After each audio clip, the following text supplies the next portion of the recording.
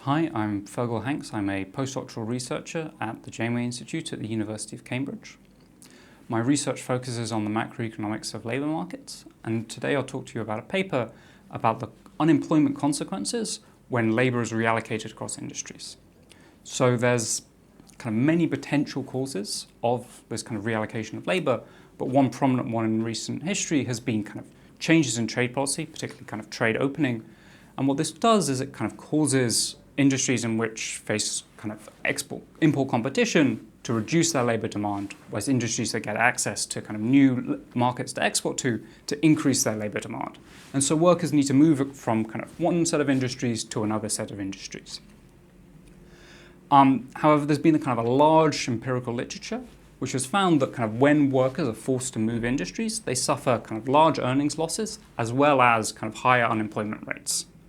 And so these kind of reallocations could, kind of as the process is playing out, lead to higher unemployment rates.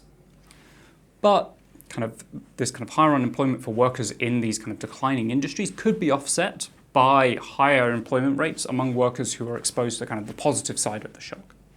And therefore, it's kind of difficult from direct empirical evidence to tell the aggregate implications of these reallocations. And so to answer this research question, I build a kind of general equilibrium model of the labour market, matching US data, which has two key elements. The first key element is that workers have skills that are not perfectly transferable across industries.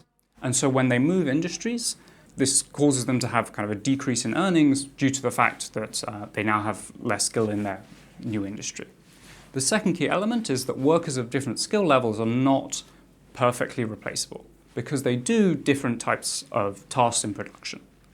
And what this means is that production can get bottlenecked when there's a kind of insufficient proportion of higher skilled workers because there are not enough workers to do those the more complex tasks that more kind of skilled, experienced workers do. Therefore, kind of decreasing the productivity of less skilled workers.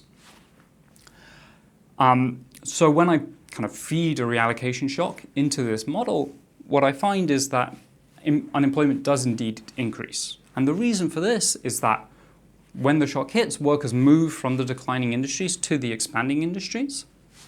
Because their skill is not transferable, they enter as less skilled, driving up the proportion of unskilled workers, causing this kind of bottleneck in production due to a kind of relative scarcity of skilled workers, thus driving down the kind of the productivity to the less skilled workers. And so the firms in the expanding industry are not willing to hire all of these incoming lower skilled workers.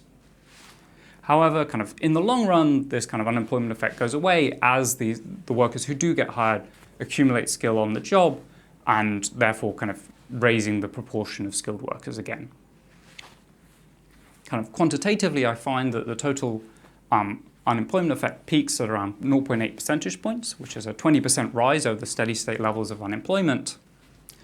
I may also find that the effect can vary substantially depending on the importance of these non-transferable skills in the industry that is expanding.